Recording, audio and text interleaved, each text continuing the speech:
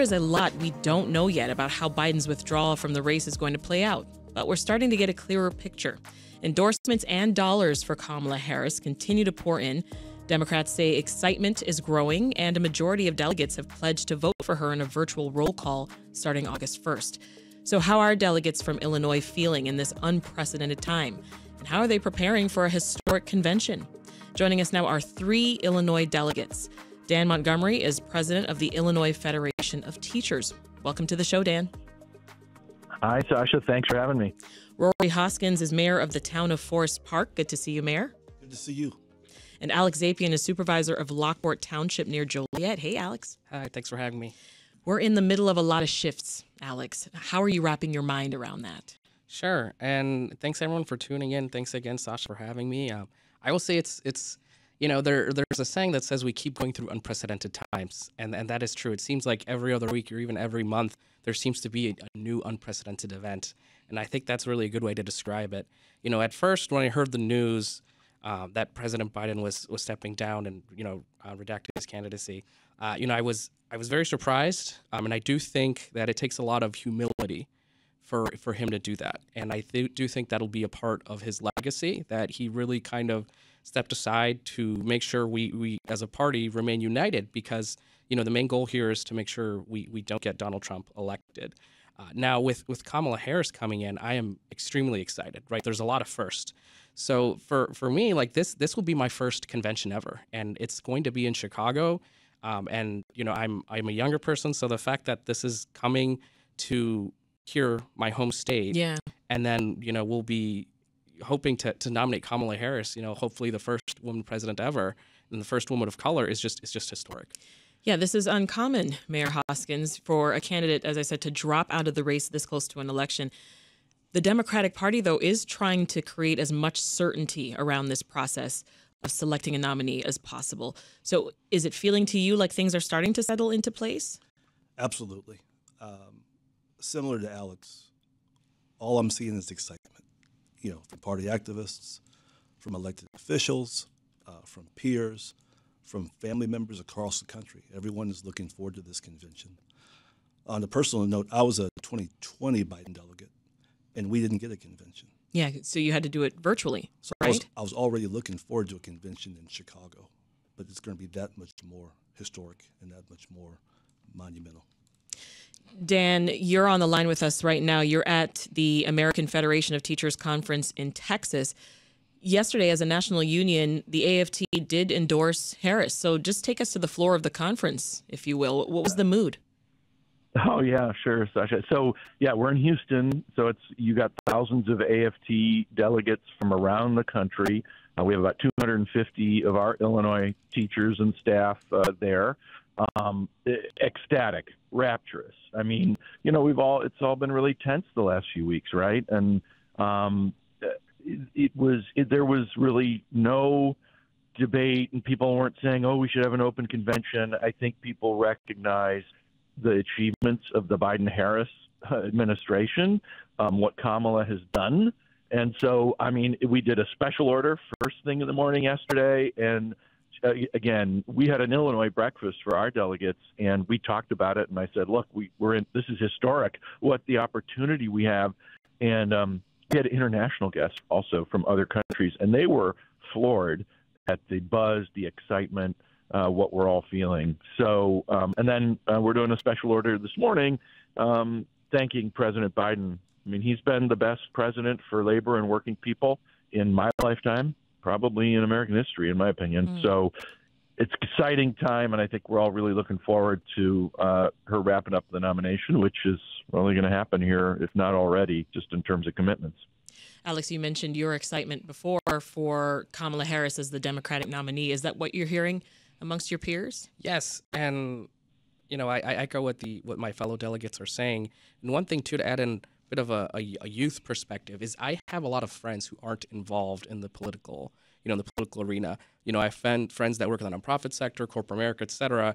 And going into the election, before the news, I heard a lot of folks that said they weren't really excited for the election. I had some folks, they're all Democrats or moderates, and they said, we'll go out and vote, but we'll vote for the Democratic candidate, we'll vote, but we're not really excited. And I had some folks that were saying, you know, I don't really feel like voting. But ever since then, the news about Kamala Harris, my phone was blowing up. Everyone's saying we're so excited to go out to vote. And so listeners are clear. Like, how old are these friends that you're referring to? In my age, mid-20s. Mid-20s. And, you know, we often see that young people aren't really a huge group, that they're very vocal, but they don't necessarily go out to vote. But here I have waves of friends saying we're so excited to go out to vote. Mayor Hoskins, what are you hearing from your constituents? My constituents are very excited. My peers, like I said, we're nonpartisan elected officials on the village level, but everyone's excited. My assistant, you know, she was bringing me in. Oh, you're going to WBEZ. My 81-year-old aunt from Houston is calling me. You know, my cousins from California. Everybody is excited. Yeah. In the news coverage of the RNC last week, Dan, there's one word that kept coming up, and that was that the delegates and the party were unifying around Trump. Does that put pressure on Democrats to also rally around a nominee? Well, I don't know if that puts pressure on us. I would say, I mean, what you've seen is an instant kind of, I mean, the race is completely changed in a moment here. We all have delegates have unified around the country for Kamala. You see the reportage that she's actually got enough commitments now to wrap up the nomination. You know, I'm an elected delegate from CD9, which is Jan Schakowsky's district, and so we're all like on a text chain. And the minute the president announced, we were all just spontaneously saying to each other, "We're for Kamala," right? You know, it was like that organic. So I don't think I think the pressure here is this is a high stakes election, and the pressure is on every American to go and work and elect a president who's going to be out there, Kamala, work for working people and for a sustainable democracy that follows our norms, restoring dignity to the president versus, you know, Trump. So that's, to me, that's the pressure. The pressure is like, we got to organize. And I can just tell you, in talking with our delegates already, I mean, our AFT delegates here, like that, we're all talking about the work. We're all talking about what we're going to do, what we're going to do in Illinois. Our people want to go to Wisconsin. They want to go to Michigan and make a difference. So this is really energizing. Yeah. Speaking of the organization of things, Mayor Hoskins, you know, to give some specific numbers to what Dan was just referring to, Harris got pledges of support for more than 2,688 delegates out of the 4,000, so much more than she needed. How is Vice President Harris drumming up support among delegates? Like, how has the party reached out to you? Sure. So lots of emails, lots of phone calls. But, you know, there's just, like I said, so much excitement. I keep saying that. But, you know, contrast us with the Republican convention. They had Kid Rock, right? Beyonce gave Vice President Harris permission to use her song. So we're going to have much better entertainment at our convention. And that just shows the level of excitement, enthusiasm, and the broad base of support that the vice president will enjoy. And our delegation looks like Illinois, and it looks like Chicago. You're going to see people of all colors, all ages. You'll hear lots of languages in our convention hall, unlike the convention that took place in Milwaukee. What's the communication been like with the Democratic Party, in your view, Alex? Yes, so similar to what the mayor was saying, I've also received lots of phone calls. Specifically, there was an email asking many of the delegates in an email chain to endorse Kamala Harris. And from the folks that I know that are in your nearby circle, it was an immediate and resounding yes. Yeah. Does the energy going into this one feel different to you, Dan? As you mentioned, you've been to multiple conventions. Yeah, I have. My first one was as an Obama delegate in 12. Completely. I mean, I can't emphasize this enough, like the historic feeling of this. I mean, the way people are talking about it, it's a complete shift. You know, everybody loves Joe Biden in the Democratic Party, and I think most Americans actually, you know, really feel like he's a person who sort of saved us and righted the ship. But the feeling right now, it feels generational to Alex's point earlier about younger people. I have 3 kids who are in their younger 20s, and completely, they're excited. So those, you know, I think that's real. Yeah, it's real. Well, security tends to be pretty tough at these conventions, but I wonder, Dan, if there's increased worry this time around, given the recent assassination attempt. I mean, I personally haven't thought of that. I mean, I think the whole country was sensitized to that. A couple weeks ago from the Pennsylvania assassination attempt. I'm confident there's going to be tremendous security on all the candidates. So I'm not really worried about that. I'm worried about us unifying as a nation and calling for, getting there's on the Republican side, there's no discussion about an agenda going forward, how you help working people. And I feel like that's what the Democrats have to do, is make that clear how we're going to do that going forward. I think they've got better ideas. And I think Kamala is going to be a much more effective, at this point, messenger, a much more vigorous messenger. Well, I have you all here. I want to dig more into the process a bit. So in early August, as I mentioned, delegates are going to participate in a virtual roll call to officially nominate Harris. Can you tell us more about that, Alex? Why is it necessary? Sure. So I know there's a lot of talk about the virtual roll call, and the exact date is to be determined, but it's supposed to happen before August 7th because several states have ballot measures, specifically one, Ohio, where in order to, prevent any potential legal challenges and make sure the new nominee, the presidential candidate, will be on the ballot, there needs to be an official or formal nomination process made before then. So, the party is organizing that. It will be held over, likely Zoom, and it'll be coming, in the next few weeks. Now, it seems likely Harris won't be opposed, but there is still a chance that someone could appear on the virtual ballot, right? That is correct. It could potentially happen. However, seeing how just Harris, how well she is doing, and how everything is just falling into place so nicely, and how there's just this tremendous amount of unity and support, I can't imagine she'd have any actual contender opposition against her. Opposition. Mayor Hoskins, the Democratic Party has ruled out an open convention where we would head into August without a clear nominee. Some say that this is more democratic because it presents delegates with several options. Even before the party announced this yesterday, it wasn't something that you favored. Why not? Because time is of the essence.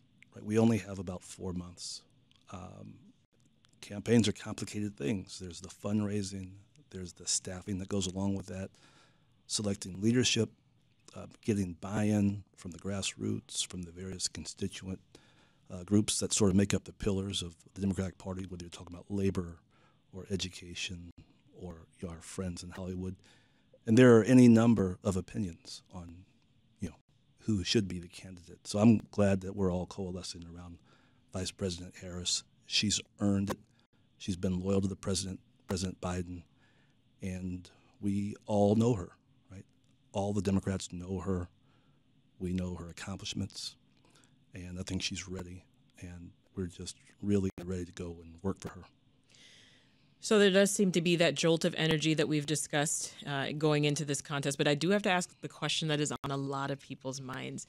Given that Harris's 2020 presidential bid did fizzle out, do you think that she can beat Donald Trump? I want to hear from all of you. You first, Dan. Absolutely, unequivocally, yes. I'm confident of it. 2020, that was, 4 times is a long 4 years is a long time in electoral politics in this country. And she's been the sitting vice president. I think, the context is very, very different. And you've already seen there's already been some polls showing her up. I think the convention, typically, it was interesting. Trump did not get a convention boost at his convention. I think he's got a floor of support in this country. And we know there's a big chunk of people who are still undecided. And those people in my opinion, will be very attracted to Kamala's presidency. So, I'm confident of it. I think it's exciting and energizing. So we have a yes from Dan. Mayor Hoskins? The Republicans don't know how to talk about the vice president. We're already seeing the insensitive language out there, whether it's sexist language or racist language. You have a congressman who called her a DEI hire. You have people saying horrible things about her. And it's going to turn off the middle. It's going to turn off independents. It's going to turn off women. So, yes, she can win. Alex, can she beat Donald Trump? Definitely yes. Definitely yes. I will say I think we're seeing the Democratic Party unify very quickly and very strongly behind an extremely qualified candidate. And to that point, again, what like the mayor said, the Republicans, they don't know how to attack her outside of just demeaning insults, which I think will also turn off independent voters. And then beyond that as well, I think 2020 was also just a different time. There's a lot at stake now. You know, we have the Supreme Court passing and making some questionable decisions, and people are very scared about the future. And I think there's just a lot at stake here, and I think that's what's going for her. We've been speaking with 3 Illinois delegates to the Democratic National Convention. Dan Montgomery is the president of the Illinois Teachers Federation. Rory Hoskins is the mayor of Forest Park. And Alex Zapian is the township supervisor of Lockport, Illinois. Thank you all so much. Thank you. Thank you.